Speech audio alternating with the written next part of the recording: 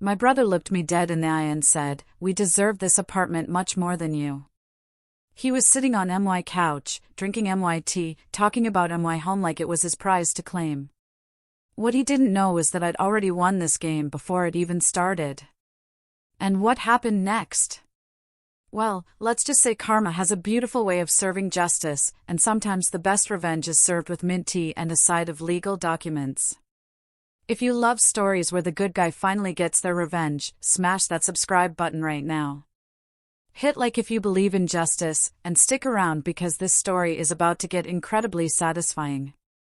Trust me, you won't want to miss how this ends. This is the kind of story that will make you believe in karma again. Let me take you back to where this all began, and I want you to really understand what 7 years of dedication looks like.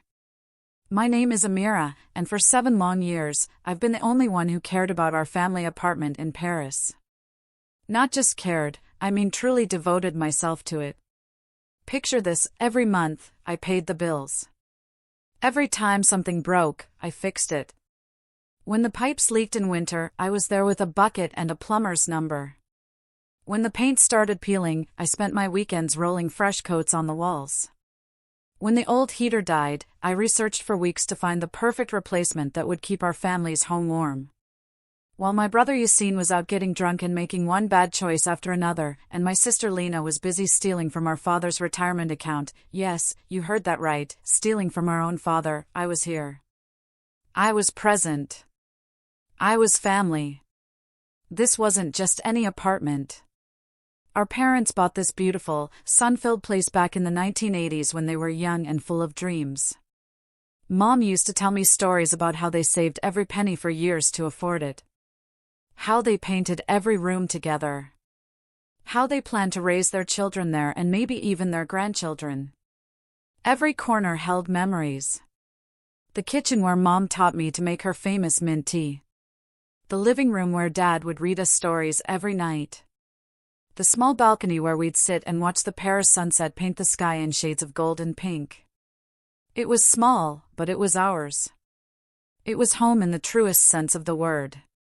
3 years ago, everything changed in a single phone call. Our parents died in a terrible car accident. I can still remember exactly where I was when I got that call. I was in the apartment, actually, fixing a squeaky door hinge. The phone rang, and when I answered, the world just stopped. But you know what hurts even more than losing them? Facing that loss completely alone. Yassine didn't even come to the funeral.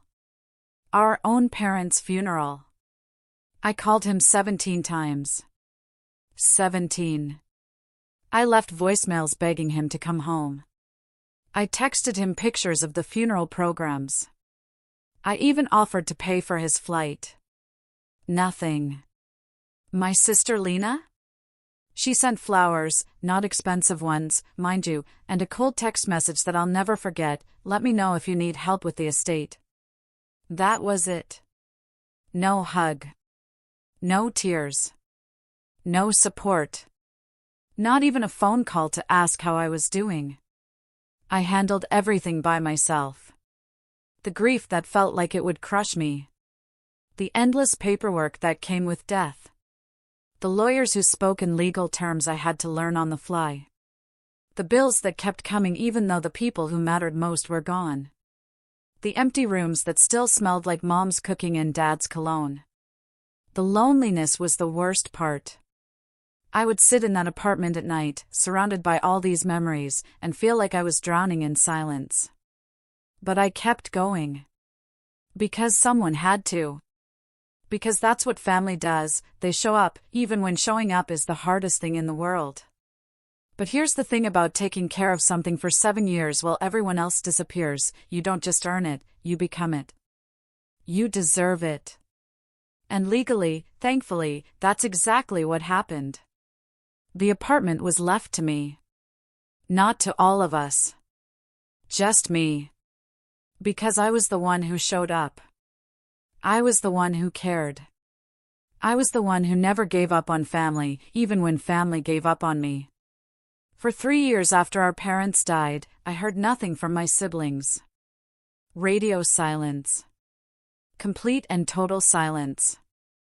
I could have been dead myself, and they wouldn't have known. I spent my birthdays alone. I spent the holidays alone. I spent every anniversary of our parents' death alone. But then something very interesting happened. The housing market in Paris exploded. That little apartment our parents bought for almost nothing back in the 1980s? The one I'd been maintaining and improving for 7 years? It was now worth nearly 800,000 euros. Suddenly, my phone started ringing. First, it was Yassine. "Hey sister, how are you doing? I've been thinking about you a lot lately." After 3 years of silence, he was thinking about me. How convenient. How perfectly timed. Then Lena called. "We should get together soon. Talk about family things. I feel like we've grown apart." Family things. Right. We'd grown apart. As if growing apart was something that just happened naturally, not something that happened because they literally disappeared from my life. They asked to come over for tea. Like we were some happy family who did this all the time. Like we had weekly family dinners and shared holiday traditions. But I said yes. I still believed in being polite. I still hoped maybe they'd change. Maybe grief had made them realize what really mattered. I prepared everything perfectly. I made fresh mint tea, the way our mother used to make it, with just the right amount of sugar and a sprig of fresh mint from the plant I'd been caring for on the balcony. I bought almond pastries from the bakery down the street, the same ones Mom used to get for special occasions. I cleaned the apartment until it sparkled.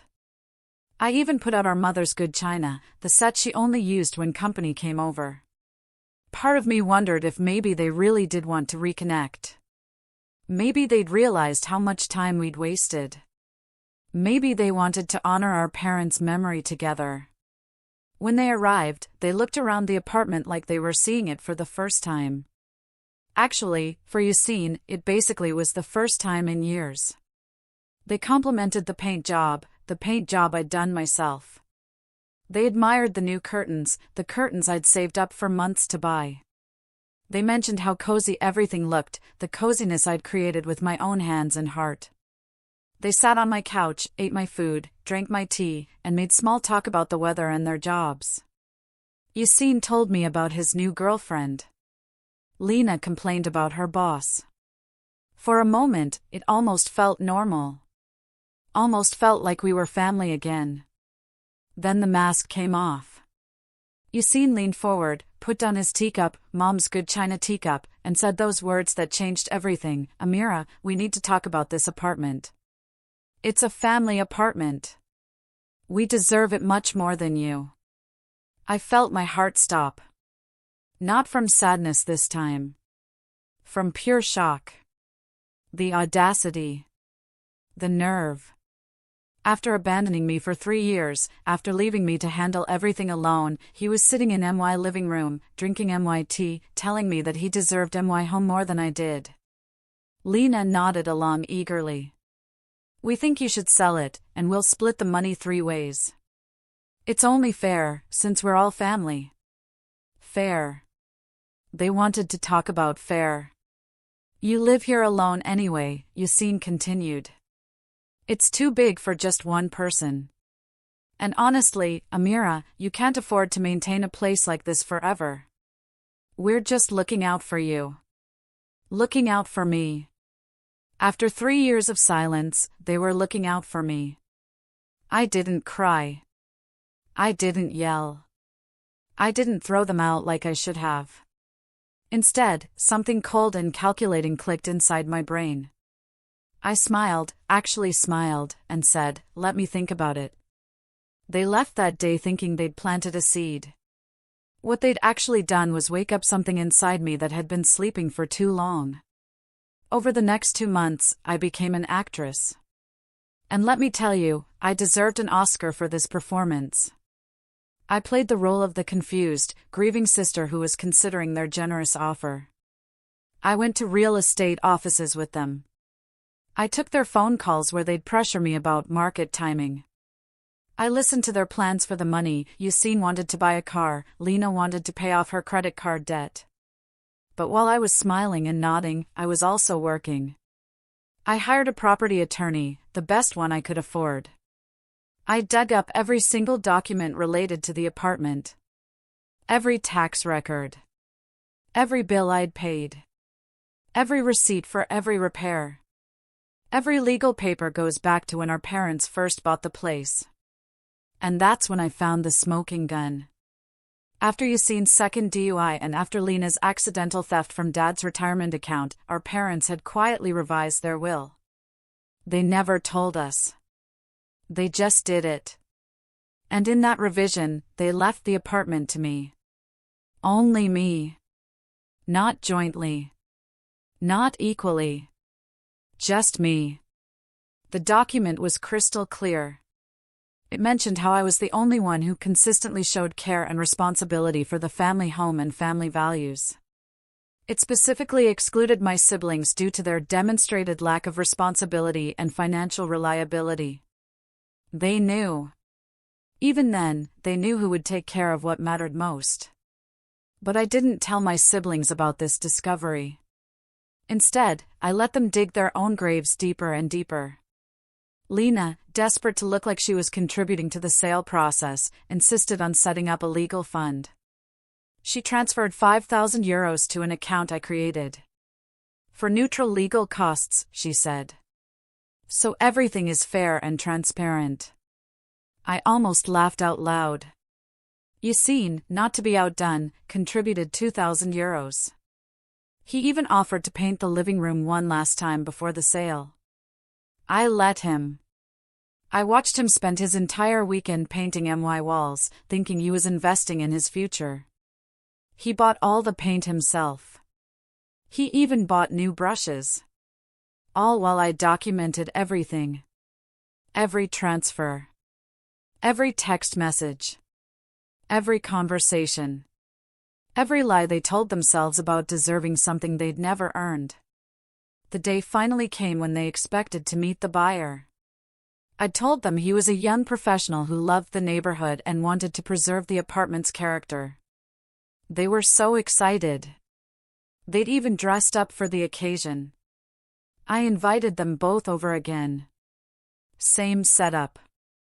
Mint tea. Almond pastries.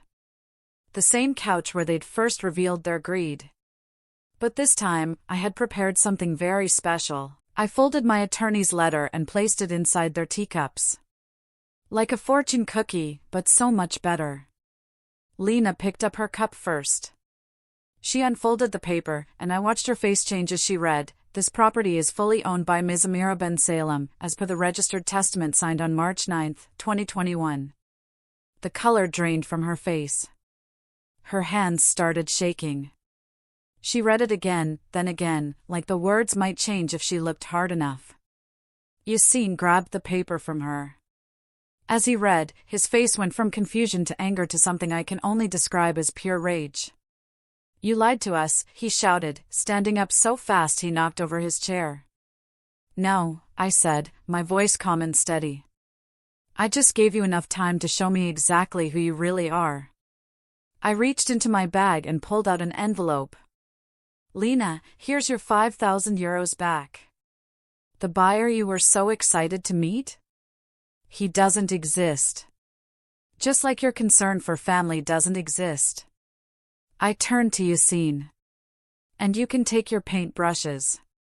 I've already hired professionals to repaint everything you touched." The room went silent. You could hear a pin drop. They just stared at me like they were seeing me for the first time. "You can't do this," Lena whispered. "I already did," I replied. 7 years ago, when I chose to stay and care for what mattered. 3 years ago, when I handled everything alone. And today, when I decided to stop letting you take advantage of my kindness. They left that day without saying another word. No apologies. No acknowledgement of what they'd done. No recognition of the 7 years I'd spent caring for what they now claimed to deserve. Just silence and the sound of the door closing behind them. I heard from our aunt a few weeks later that Lena was trying to sell fake jewelry online to make money. Desperate times, apparently. Yassine had moved in with his girlfriend's parents because he couldn't afford rent anywhere else. The money he contributed to the legal fund had been borrowed from friends, money he now had to pay back. As for me, I made a decision that would have made our mother smile from ear to ear. I turned the apartment into a small community art studio for North African immigrant women. Women who, like me, understood what it meant to build something from nothing. Women who knew the value of showing up, of caring, of putting in the work even when no one was watching. Every corner of the apartment now breathes with new life. Not because it's worth 800,000 euros, but because it's finally serving its true purpose. Creating beauty. Building community. Honoring the people who actually deserve it. The kitchen where Mom taught me to make tea now hosts cooking classes. The living room where Dad read us stories is now filled with easels and canvases. The balcony where we watch sunsets is now a small garden where the women grow herbs and vegetables. Sometimes the best revenge isn't about getting even. It's about showing people who you really are and letting them live with the consequences of who they chose to be. Family isn't about blood. It's about who shows up when there's nothing to gain. If this story hit you right in the feels, show some love with a like. Subscribe if you want more stories about justice being served. And tell me in the comments, what's the most satisfying revenge you've ever witnessed? I read every single comment, and trust me, I love hearing about karma in action. Share this video with someone who needs to believe in justice again. Until next time, remember, the best revenge is a life well lived.